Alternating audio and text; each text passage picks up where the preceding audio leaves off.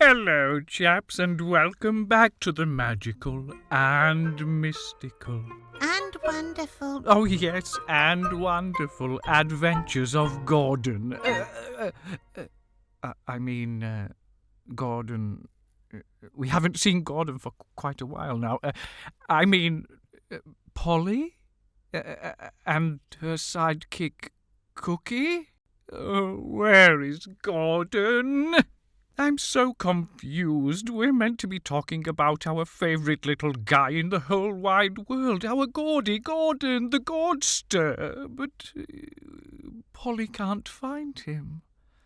Oh, well, let's see if Polly can locate our little bro and figure out what on earth is happening. Episode 7. Passing it over to Polly. So let's see if I can fill you in. Last time our little Polly was in a tight spot trying to figure out why her militaristic mother Mildred was acting so weird. And yes, that's the key word again, weird. And had a flash of red light on the back of her neck. Yes, this is where we were. Little Cookie had dragged the scarf off of Mildred's neck, and there was a little flashing light on the back of her neck. So let's get back to our adventure and see if we can find out what the heck is going on. Sitting on her bed thinking, Polly gave the same look she always gave when she was having a poo. TMI, yes, I know, but it's hilarious. And Cookie stared into space. 10 minutes went by as little Polly racked her brains so hard as to what would she do. Then a light bulb appeared above Polly's head. She had a plan. Jumping to her feet, she rushed downstairs and decided she would stage a fall in front of Mildred and cry. This would surely get Mildred's attention to comfort her, as it always worked when she wanted to get Gordon into trouble. Okay. Polly sprinted downstairs with Cookie in hot pursuit. They looked like they were playing a game so it wouldn't look so suspicious, and then they rounded the kitchen door. Polly took a fake trip and landed on the floor wailing with real tears pouring down her cheeks. She was a seasoned pro and would put many actors to shame. Just thought you'd like to know. Her militaristic mother, Mildred, raised her head slowly and, yes, weirdly, grabbing Polly's little arm with an eagle-claw grip and picked her up. Back to your room, young lady. As Polly was swooped up into Mildred's arms and carried, she pulled the scarf from Mildred's neck and spotted something stuck in the back of her neck and yanked it out, and Mildred stopped, collapsed to the ground, and poof! Polly was squished under her immense weight. She was never this heavy. Polly was super squished under her, but managed to squirm her little self free, and she was out. The moment that she had freed herself, she stood up and examined what she had pulled from Mildred's neck, which she still had clasped in her little hand. Upon inspection, the offending object looked like a little bug, a bigger version of a little beetle. Weird. Yes, I love using that word, weird. Polly stared at it and turned it around, to which she noticed a plug. You know, the plug. How could I describe it? You've got it on a toaster, on a television. You know, the 3-pronged thing, or in America I think it's a 2-pronged thing. I don't know. You know what I mean. You plug it into a wall. It was plugged into her neck like a plug. Let's carry on with the story. Anyway, Polly then looked at the body of Mildred and touched her hand. Ooh, it was freezing cold, and she didn't move. So Polly pushed Mildred over onto her front, and it did take some effort. She was quite heavy, and then she gasped when she looked at her face. That wasn't Mildred, it was a robot. Polly could see the wires sticking out of her cheeks and nose. She was glad that it wasn't her mother and knew something was suspicious. Throwing the neck device across the room, Polly decided she needed to get out of this house. Cookie then darted across the room to Polly's side, and the pose they struck looked like a Hollywood film poster. Quite epic. ho! The pair needed to work together to investigate the strange goings-on and to find a way out of this weird house, and, oh yes, to find the gang and our Gordy. Polly walked up to the front door and reached for the handle, expecting it to move and simply open as it usually did, but it was as stiff and immovable as the sword in the stone. You could have done a set of pull-ups off of it and it wouldn't have budged. Well, she wasn't getting out that way. What would she try next? And so Polly and Cookie in tow scrambled around the house like a complete pair of nutters and searched for an exit.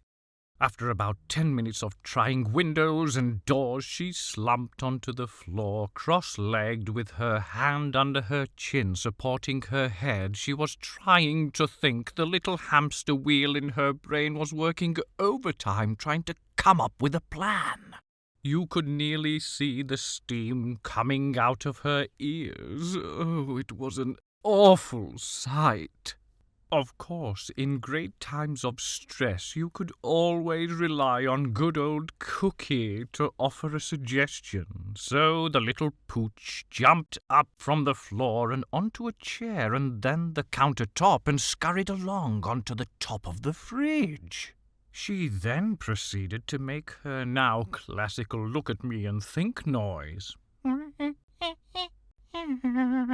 which drew Polly's attention and focus, and she had nothing. She couldn't understand what Cookie was doing. Cookie would have to give a bigger hint than that. The little dog, in pure frustration, gave a little noise at Polly. Then she ran to the back of the top of the fridge and wedged herself between the fridge and the wall and began to push with everything she had. She was trying to topple the fridge, bless her, all by her little self. Oh, I do love that little Cookie, bless her little soul. Finally taking the hint, Polly leapt into action and took to the same path as Cookie. So she jumped onto the chair, onto the countertop, and then onto the fridge. And then, with their combined might, they pushed. It creaked, and after much effort, it began to topple over. They just needed someone to say, "Timber!" The fridge fell into the window, shattering glass all over the place, and acted like a bridge so they could exit the house. Then something weird, yes, weird, happened. The house Polly thought was her home began to change. See, I told you it was weird. All the inside of the house glitched, like how a video goes weird on you, It's a very annoying thing because you can't watch the video, you see. When it cuts out and anyway, all the surroundings around little Polly did the same. They all glitched. It was very strange. See, I didn't say weird, but it was very weird as well. Everything familiar changed, and then the lights went off. The only light then came from the opening in the window they had just created to escape. A siren sounded suddenly, twice, and a very strange voice said, "Holographic environment projection failure. Backup light generator will begin in 5, 4, 3, 2, and just as it said, 1. The lights lit up the room, revealing an unfamiliar environment. The objects, walls, floors, doors, basically everything looked like computer chips and circuitry. She had been imprisoned in a holographic box. Taking a moment to take it all in, she decided she would get out while the getting out was good and ran up the fridge bridge to escape. The gruesome twosome Cookie and Polly were now on their own little adventure, the adventures of Polly. Oh, I do miss my Gordy. Oh! Polly and Cookie leapt out of their digital prison and landed onto the greenest grass you have ever seen.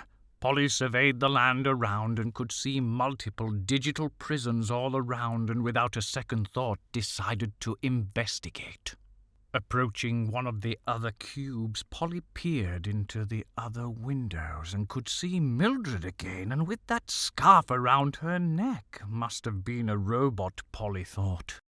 Then she smiled when Gordon walked into the room. Oh my goodness, it's Gordy. I'm so excited.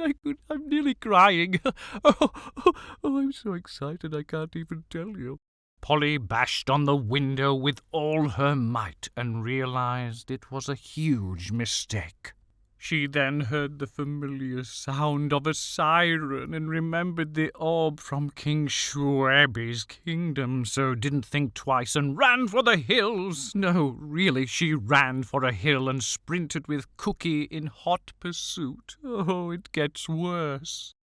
The pair dove for cover in a small bush at the top of the hill and watched as the orbs scanned the cubes one by one, and a green light flashed at the side, and it flew to the next, and then the next, and then the next, until it reached the one Polly had escaped from, and then all hell broke loose. The orb looked like a flashing red disco ball and began blurting out, "Prisoner 91, escape!" Polly didn't want to stick around to find out what would happen next, so she darted down the other side of the hill and into a forest at the bottom. She needed to put some distance between herself and the orb, so she ran as fast as she could, as fast as her little legs would carry her, with Cookie in pursuit. Oh dear, the poor little dynamic duo, what would happen? Oh. Reaching a river, she stopped to catch her breath. Panting away, the pair of them didn't even notice a little old man sitting by the side of the river fishing. "Now then, young lady, why are you in such a hurry?" Polly nearly jumped out of her skin, as her nervous system was already on high alert. She was in fight-or-flight mode for sure. She inhaled deeply. "I'm being chased by She didn't want to sound like a complete and utter lunatic, so tried to choose her words wisely. The old man held up his hand and said, "Don't worry, love, it's okay. I'm not here to judge. Just be careful near the river. It's very deep, you know, and quite muddy. I've fallen in more than once." Okay, thank you, and Just as she was about to finish her sentence, she heard the orb warning noise. oh no. "Prisoner 91, search!" The old man sprang up from his seat, which was a fishing basket, and he opened the lid, telling Polly to get inside. He didn't have to ask twice, and so Polly dove in, contorting herself the best she could, and Cookie nuzzled in too. Moving quick, the old man shut it and lit up a pipe and settled back to his fishing. The orb frantically flew over, scanning as much as it could, including the old man, and shot off across the lake and out of view. When the orb looked like a pinhead in the distance, the old man stood up and opened the fishing basket lid. Polly was delighted to get out and just breathe, and she sighed with relief. Oh. Cookie leapt out too and did the downward dog yoga pose as Polly stretched her arms and legs as well. Turning to the old man, Polly gave a thanking smile. Thank you for helping me. "Wow, I've never seen anything like that before. That was a bit crazy. Are you okay, dear?" I'm fine, thank you. I know you've already helped me, but can I borrow your phone, please, to call my family? "Of course you can, dear. Hold on." The old man felt his multiple pockets on his body warmer and searched for his phone. His face conveyed pure puzzlement.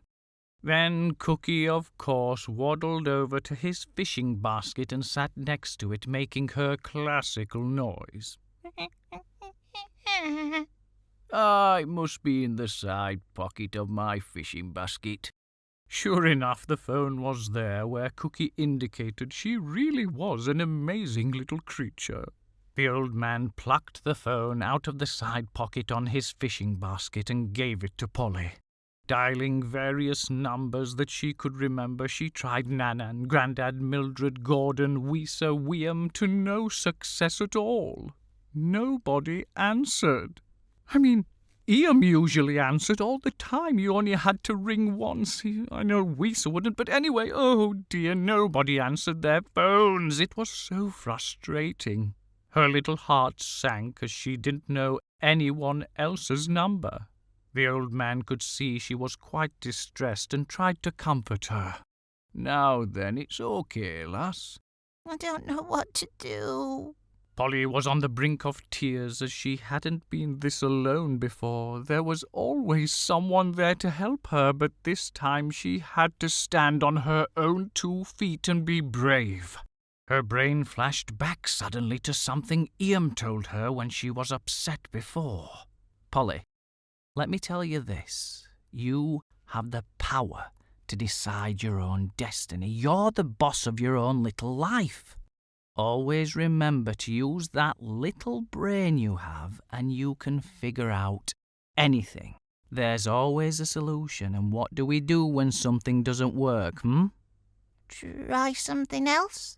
That's it. So you do listen, don't you?" Her brain then hurtled back to the present moment and kicked into gear as her tears crept back and she looked at the old man. I need to get to the town. Which way, please? "It's that way, love. Follow the lake round and then you'll find the main road and follow the signs from there, dear." Bidding the man farewell, Polly and Cookie began their adventure towards the town. They followed the main road, and suddenly a light bulb appeared at the top of Polly's head as her mind hurtled back for another flashback. "Now then, Diddly Derp, we're going to walk to my dad's house, Alfonze's, okay? I'm going to see if you can remember the way from the last time. I'm going to walk, and I'm not going to say anything, and you're going to do all the directions, and no matter how much you beg me, I'm not going to tell you a single thing about which way to go, so if we end up in Australia, it's your own fault, mate." "Okay?" Polly's mind then shot back to the present moment again, and it began remembering the way to Iam's dad's house, Alfonze. Squinting her eyes and thinking very hard, Polly threw her memory back, trying to remember the shops, trees, and other random landmarks that were along the way. The duo were doing so well as Polly directed them with great accuracy. I'm quite proud of her, if I say so myself. She remembered there was a shop on the corner of Alfonze's street, and as they turned a final right corner, the shop appeared. Blinking and rubbing her eyes a few times to make sure it wasn't a mirage, Polly smiled and walked to the final street to Alfonze's house. "Excellent work, my little Polly! Hey!" Polly and Cookie wearily walked up to the big metal gates, and just before they got to the gate, a golden retriever bounced all the way towards them to give a welcoming bark to their familiar faces. Now, thank you so much for listening this far, and if you want to find out what happens next, please go to the next episode of the magical and mystical and wonderful Say it right. Adventures of Polly. Soon, hopefully, to be the adventures of Gordon again. Thank you for listening. Please like, share, subscribe, and most importantly, enjoy, you beautiful people.